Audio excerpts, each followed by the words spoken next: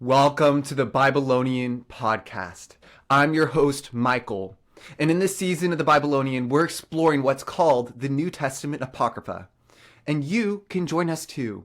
Find the same summaries and notes that have been guiding all our discussions here in the Babylonian on our website, thebabylonian.com, or by using the link in the show notes below. All right, let's look at those New Testament Apocrypha. With scholars, sages, and the scriptures, let's Bible on.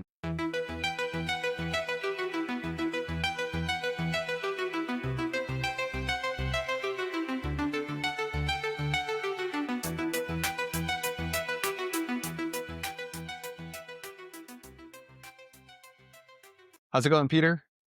I'm great. How are you? Doing well. We are trudging along through the New Testament Apocrypha. So we're looking at ancient Christian or heretical Christian, quote unquote, texts that try to make literature imitating the Bible. For more information on that, of course, go back to our introductory episode where we go over what the New Testament Apocrypha is and our approach to that. But we are now moving through the Apocryphal Epistles, and the Babylonian podcast, we will be exploring only two of these. If you go to the notes on my website, you'll see that I go over three other Apocryphal epistles that are extremely short, not very substantial. They don't have a lot of theology to talk about, and they're not quite as spicy. So we're not going to go over them. But we are going to start with one of these shorter epistles today. And then we're going to finish this up next week and move on to the apocryphal apocalypses. I think one of the interesting things about this is that apocryphal epistles, as it is, which, by the way, Peter, do you know the difference between an epistle and just a letter? Like the different denotations that the two words have? No, I have no idea. Yeah, I looked it up. So epistle, the word comes from the Greek word epistole, so it's not really an English word, or it wasn't originally. But now the word epistle is used to talk about a letter that has ethical instruction as well. So we're looking at these epistles, and I think one of the interesting things is that the New Testament Apocrypha is inherently rhetorical. Each of these texts is written more or less, to varying extents, to propagate some type of theology, make at least one point, usually about Jesus, if not broader theology, interpretation of the Bible. And as for interpretation of the Bible, it is, I feel like, significantly easier to do so within the confines of narrative. But with the Apocryphal Epistle, you can give just very straight, direct ethical instruction. And I find it interesting that this seems to be one of the less common formats. And in fact, even in the Apocryphal Epistles, ones unnamed and this one that we're about to go over, there isn't really that much ethical instruction, especially in comparison to the Apocryphal Acts that we read that were heavily, you just see this very thorough motif of anti-marriage and anti-lust and any type of anything that has to do with sex. So I just think that's very interesting that this was a neglected apocryphal type. But I guess at the same time, it is also significantly less enjoyable to write an epistle in some ways, because it is just so dry. It's not necessarily, you don't necessarily have the same creativity in it. Anyways, with that, we're going to jump into the first of these two that we are going to explore. And this is actually a collection of 14 different letters. So really, this is the correspondence of Paul and Seneca. And all these are very short. Oh, another Bible trivia question. Peter, are you aware about how long the regular, like the normal Greco-Roman letter would have been in the times of the New Testament? Like if it was like written down on a piece of paper, like how big handwriting they'd use? Yeah, or like, do you know how it would compare to like the New Testament, the Pauline and other epistles? Like not the literal letter, but the actual, like how long a letter would be if it was written between people and stuff like that? Yeah. Okay. I was thinking like you have like 5 letters in a word. Yeah, I don't know, but I read Ignatius's letters and they were about the same size as Paul's. Most of them, so I'm going to guess they're all roughly about the same size as like Ephesians and Galatians, give or take, like It's like that 5 or sixth 6 chapter. pages. Yeah, depending on how big of a your page is or how size the font is, I'll say about 5 or 6 pages, 5 or 6 Bible pages, maybe like 3 or 4 if you have a small Yeah. Bible. Yeah. Yeah. So I actually don't have the exact numbers. I should have looked this up, but this just came up to me off the top of my head. But I remember reading my second time through the Bible. So this is what, like 2021, and I read a study Bible introduction to letters. And I recall reading that the average letter, I think, was like maybe 120 words or something. So something around the size of Philemon. So like the Wow. vast majority of the New Testament literature and the apostolic writings that you were talking about, like Ignatius and Clement and such, the Ignatius, these are all significantly longer. Even these shorter ones. I mean, Philemon is the shortest. Well, no, second and third John and Philemon are the shortest. Not in that order. I think it's third, then one of those. But those are more like the natural length of letters. So even in its own time, Paul's letters were quite lengthy. So yeah, anyways, Paul and Seneca's letters are very short read. I'm just going off my notes. I don't have them in front of me right now. And I read these a while ago, but I'd say it probably takes like 5 or 10 minutes to read through if you're really interested. But so these is a collection of 14 letters, 6 from Paul, 8 from Seneca. And Seneca was a politician, even a philosopher. These were written sometime in the 4th century. And interestingly enough, it doesn't seem like we have a lot of references. Well, actually, there's not really even too much substance in these either, but we have pseudo Linus referring to them, perhaps Jerome, and perhaps Augustine of Hippo. And not all the letters in this correspondence were necessarily written at the same time. And so there's scholarly debates about when some of them were written, as well as the ordering of them. So number 11 scholars have noticed that number 11 has a different style than the other ones.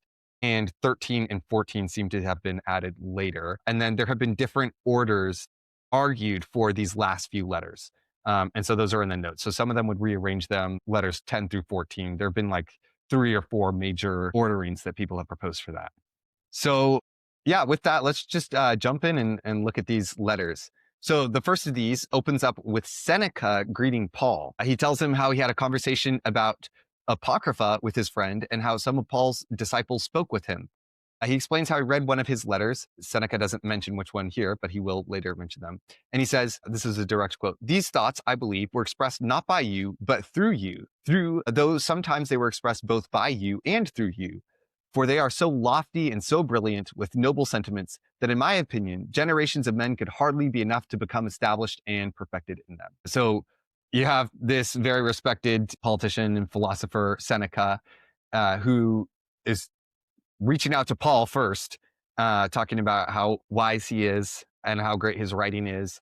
And so off the bat, putting Paul a little bit higher up and giving him a bit of a boost even within the Roman world. So then the second letter is Paul responding. So he thanks Seneca for his approval of his letter.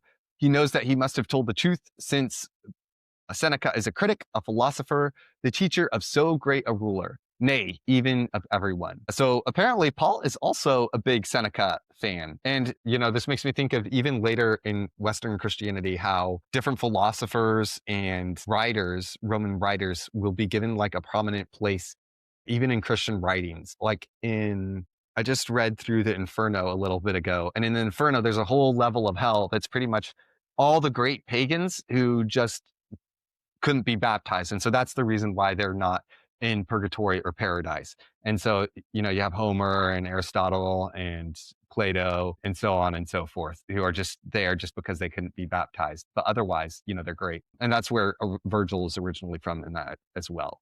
So you kind of see Paul also putting Seneca up there, even though Seneca historically never demonstrated any interest in Christianity. So then Seneca says he arranged some of his works and he plans to read them to Caesar, but he wants Paul to be there to examine them. That's in the third letter from Seneca. In the fourth letter that's coming from Paul, Paul talks about looking forward to Seneca coming. In the fifth letter, Seneca asks Paul why he had been away for so long. He says that if it was because the empress is displeasing him converting, he will have a chance to explain himself. So Seneca just directly explains that he's converted in this one. In the sixth one, Paul says he doesn't want to write to Seneca about what has been written to him because some people around Seneca will understand and he doesn't want to offend anyone. So that's interesting. He'll elaborate a little bit more on that going forward. Seneca writes to Paul and Theophilus. Peter, do you want to explain who Theophilus is? Theophilus is who the writer Luke writes to. Luke writes to Theophilus in both the Gospel of Luke and the Acts of the Apostles, the canonical texts. Yeah, and do you want to explain what the name Theophilus means? Do you know what that translates to? And maybe like the two big possibilities explain. So I think I've heard like different things. I've heard one person say it's like the publisher. And then I know Theo typically means God and Philo means like love. So it's like lover of God is my best guess, but I don't know. Mm-hmm. Yeah. So there's two big explanations I've heard. One is that this is somebody who's interested in Christianity or is wanting to follow Jesus, but wants to learn more. So he pays Paul to do research, to go around, talk to people, get witnesses, and write to him and explain this. And these are in the introductions to both Acts and Luke. Luke writes, "Most excellent Theophilus, I'm writing an orderly account to explain these things to you, even though there are other accounts." Then the other explanation is more of like an allegorical explanation that this is just written for anyone who loves God. So Theophilus, pretty rad name. And then here he gets a shout out. So Seneca writes this time both to Paul and Theophilus, explaining how he enjoys reading Paul's letters to the Galatians, the Corinthians, and the Achaeans. So he references perhaps another apocryphal text. Maybe this author was trying to leave a door open so that he could continue adding to the Pauline apocryphal universe. So he asks for him to use. Is it out of the realm of possibility that Paul actually did write a letter to the Achaeans, but that is not one that's just in the canon as well? Yeah. That maybe this person's aware of? Yeah, that's fair. It could also be something that Paul did actually write that did survive. So I don't know, but I would doubt that if that was the case, that would survive until the 4th century when this is supposedly written, if it wasn't canonical. That's what I'm going to assume, because I think that like if it made it even into the 2nd century, that thing would really be preserved. Because Paul does he talk about writing to the Laodiceans? I know he talks about other letters. In Corinthians, he talks about other letters he's written to the church at Corinth. And I think he talks about other letters he's written to other places before. And yeah, he mentions also... He mentions the letter to Laodicea in Colossians, I think. He says, hey, share this letter with those in Laodicea and have them share theirs with you. Yeah, okay. And then also there's this, you might know about this, I'm not sure, but there is a pretty big movement towards seeing the book of Ephesians as being a more general writing for Asia Minor, because our earliest and best manuscripts don't include a reference to Ephesians. It's just a general opening. And then I think I've heard that some early manuscripts even called it the letter to the Laodiceans or something else. Maybe it was Achaia or something else. But there was one, like a variant manuscript that called it by a totally different name. And there are a couple like good manuscripts that don't give it a name, which would also explain why Ephesians is there's no reference to any specific debates or people within Ephesians. Is that, perhaps Paul wasn't writing to just one place. So anyways, in this same letter, Paul continues. He asks for Paul to use refined language and explains how Augustus was first taken aback by his treatise on the power in him.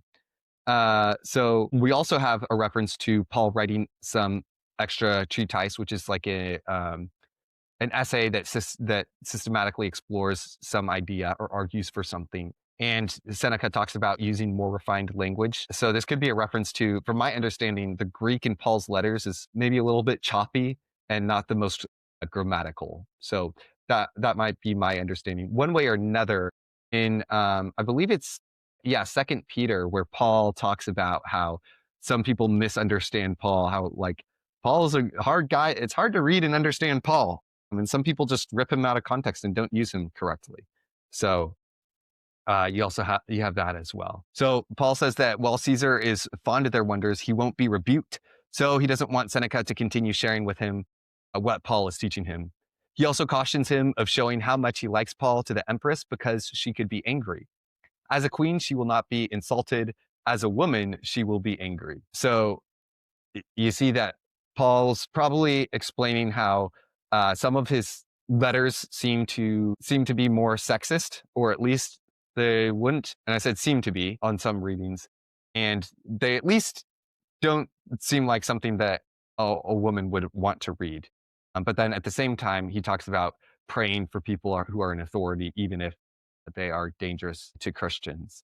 So, and of course, you know, earlier people, especially in the 4th century and such, it's not necessarily that they had more authority in their interpretation of Paul and his epistles, but just in general, people like earlier living in a patriarchal society tended to be more offended by women anyways, and would be more likely to come up with a more sexist reading of Paul, even if it is, harder to come up with a a less sexist reading of him. So that being said, I obviously don't, obviously don't believe that Paul was sexist, because, uh, there's a lot of cultural stuff that's happening there and background, some of which I think we explained in going over 3 Corinthians in the Acts of Paul and Thecla. But that being said, in the 9th letter, Seneca says he will not continue to share Paul's teachings with Caesar.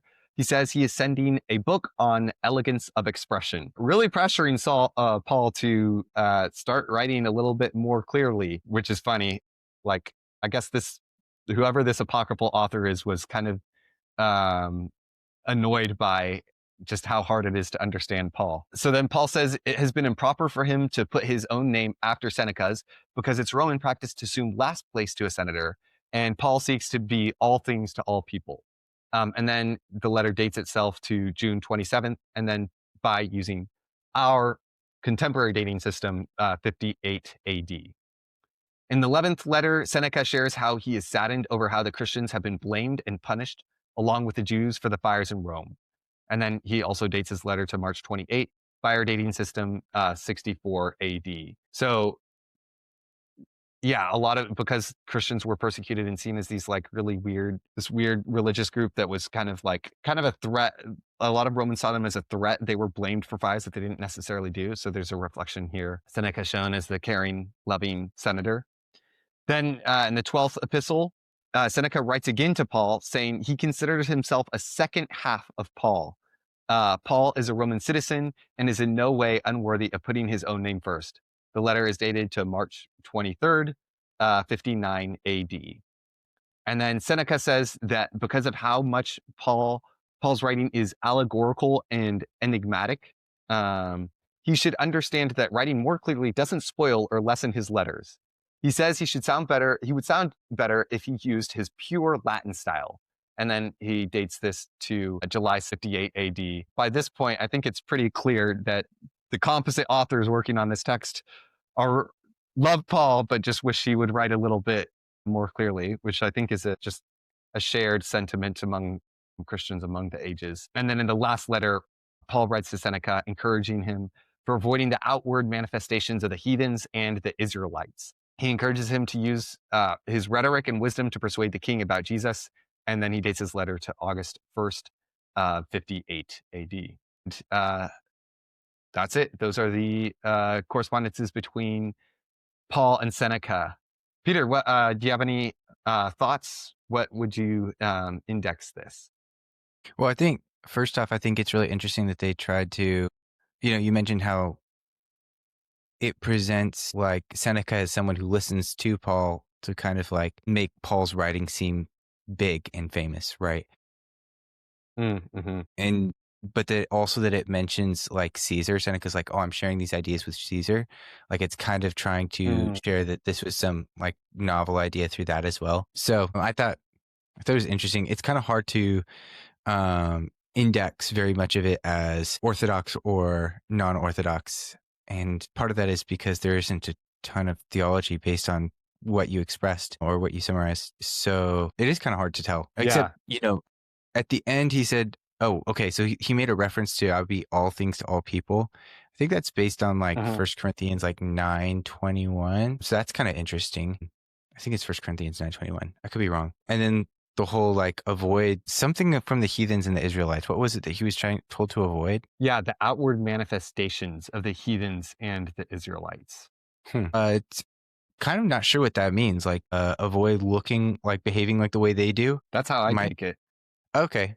Yeah, it's really peculiar. I don't think there's any reason to put this not as like a 9 or a 10 on the orthodoxy index. Not because it has so much like orthodox things to say, but because it doesn't have anything super Not non-orthodox. So yeah. I don't know. What about you? Yeah, I mean, it's a good point. There's not a lot of theology proper in this. A couple thoughts I have. Number one, it does kind of like praise Seneca. I guess in this version, Seneca is a Christian. So I guess in that case, according to that logic, that's okay. Still, Paul seems to almost flatter him as a politician. I don't know. Maybe I'm wrong there, but that's not too much. But then Paul refers to his own writings as being something that women wouldn't want to read. So I guess maybe in the most generous reading of this author is just saying that, hey, this is the reality. It's tough and women aren't going to like it. So I don't know. I think I might give it, I don't know. I think I might give it a 9, maybe. Well, I think if you account for him thinking that women wouldn't want to read it, that's very, it doesn't have and neither has a high view of women, nor like, I don't know, that doesn't seem very Paul-like. So I don't know. I think that's, knocking it down to an 8, maybe. I don't know. Yeah. That's a good point. One way or another, like Paul did write things and he honored women and how he, like in the household codes, and including so when he's, instructing husbands, love your wives, wives submit to your husbands, children, obey your parents, slaves, obey your masters, masters, love and care for your slaves. Like he honors them and including them in that. So that's a good point. I think I'm going to knock it down and agree with you. I think I'm going to give that an 8. And the household codes were written by people in that time. I think Seneca might have written some. I know it was either Seneca or Plutarch who had written at least one pair of them. And what I heard from the household codes that were pretty sexist, so it does seem odd. You mentioned that the Seneca in this is Christian, right? That does not mean that Seneca, real Seneca, is actually that great, Anyways. Yeah. Okay, cool. Well, these are the correspondences of Paul and Seneca. And next week, we will be looking at the second and final of the epistles we will be going over, which is the Epistle of the Apostles collectively. Until then, Bible on.